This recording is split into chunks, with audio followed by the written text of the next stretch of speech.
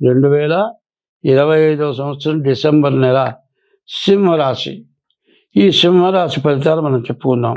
ఎందుకంటే ప్రత్యక్ష దైవాలు, కనపడేటువంటి దేవతలు, అన్ని మతాలకి కనపడే దేవతలు, హిందూ కావచ్చు, ముస్లిం కావచ్చు, క్రిస్టియన్ కావచ్చు, అందరూ కూడా సూర్య చంద్రులను చూసి పండుగ చేస్తారు. అప్పుడు దేవుడిగా ఒప్పుకోవాల్సిందే కదా. మరి అటువంటి సూర్య చంద్రులకి ఇప్పుడు విపరీతమైన కష్టం వచ్చింది. ఇందాక కర్కాటక రాశిని గురించి చెప్పాను.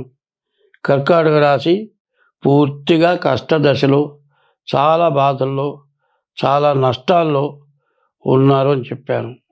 కాబట్టి ఇది సింహరాశి అంతకంటే చాలా బాధల్లో ఉంది. కారణం ఏంటంటే శని కర్కాటక రాశికి మార్చి 30తో 2 సంవత్సరాలన్నర అయిపోయింది. ఇప్పుడు సింహరాశికి ఏమైంది? మార్చి 30 నుంచి అష్టమంలోకి శని వచ్చాడు. మరి 25 మార్చి 30 నుండి 26 మార్చి 30, 27 మార్చి 30, తర్వాత 27 April, May, June, July, August, September, 27 September వరకు, 27, 23, 25 మార్చి 30 నుండి 27 సెప్టెంబర్ వరకు 2 సంవత్సరాల 3 మాసాలు పూర్తిగా అష్టమ శని, ప్రాణకంటకుడు, ప్రాణం తీసినంత పనిచేస్తాడు. ఈ సింహరాశికి కూడా ఇట్లాంటి పరిస్థితులు ఉన్నాయి. ఈ సింహరాశి ఎటువంటిది? రాజసం, క్షత్రియ జాతికి వస్తుంది. సింహరాశికి అధిపతి రవి. ఆ రవి అధిపతి. సింహరాశి అంటే సింహం రాశి, అమ్మవారి వాహనం సింహం. సింహం ఉగ్ర రూపమైంది. సూర్యుడు కూడా ఉగ్రుడు.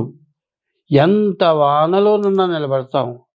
బాగా కాసే ఎండలో 5 నిమిషాలు నిలబడలేము. కాదండి, తప్పనిసరి ఒక 20 నిమిషాలు, అర్ధగంట నిలబడ్డామంటే వడదెబ్బ తిని పడిపోతాం ఎండాకాలంలో. సూర్యుడు ఎంత మేలు చేస్తాడో బ్యాడ్ టైంలో అంత చెడు జరుగుతుంది. కాబట్టి ఈ సింహరాశి పరిస్థితి పూర్తిగా బాగాలేదు. అయితే గురువు మాత్రం ఏకాదశంలో ఉన్నాడు. ఈ ఏకాదశంలో ఉన్న గురువు వల్ల చదువు, మంచి ర్యాంక్ వస్తుంది, మంచి ఉద్యోగం వస్తుంది, వెంటనే ప్రమోషన్ రావడానికి బాగా అవకాశం ఉంది, వివాహం కావడానికి అవకాశం ఉంది. కానీ ఈ రాశి వాళ్ళకి చెప్పాలి అంటే పూర్తిగా 4 గ్రహాలు పూర్తిగా బాగా, 5 గ్రహాలు పూర్తిగా బాగాలేవు. కాబట్టి ఈ రాశి వాళ్ళు ఏం చేయాలి?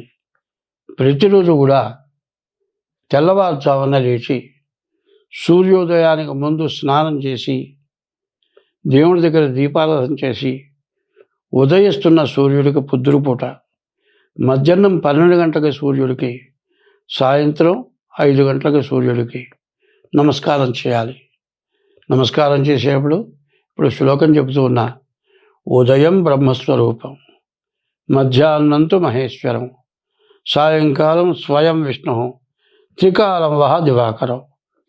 ఉదయం పూట బ్రహ్మగా ఉంటాట, మధ్యాహ్నం పూట పరమేశ్వరుట, సాయంకాలం పూట శ్రీ మహావిష్ణువుట. నువ్వు గుళ్ళోకి పోయిన దానికంటే నీ ఇంటి ముందు కనబడేటువంటి సూర్యుడిని 3 వేళలా నమస్కారం చేయండి. సూర్యోదయానికి ముందు నిద్ర లేవండి. మరి సూర్యుడు అస్తమించే లోపల మాత్రం పడుకోకుండా ఉండండి, నిద్రపోబాకండి. ఈ పని చేస్తూ ప్రతిరోజు కూడా శివాలయానికి వెళ్ళి శివుడికి మారేడు దళాలు పట్టుకొని 11 ప్రదక్షిణాలు చేయండి. శనికి 9 ప్రదక్షిణాలు చేయండి. శనివారం శనికి అభిషేకం చేయించుకోండి.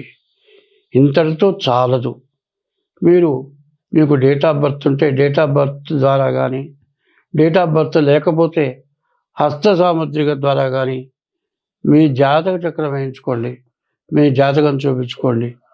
ఎందుకంటే 27 సెప్టెంబర్ నెల వరకు కూడా మీకు శని పూర్తిగా జీవితంలో 30 సంవత్సరాలకు ఒకసారి ఇట్లాంటి విపరీతమైన బాధలు వస్తాయి. కాబట్టి ఈ బాధల్ని తప్పించుకుంటానికి డేట్ ఆఫ్ బర్త్ ద్వారా జాతకం చూపించుకొని, ఎక్కడ కుటుంబంలో ఎటువంటి తగాదాలు పెట్టుకోకుండా ఎంత తగదా వచ్చినా ఓర్చుకోవాలి.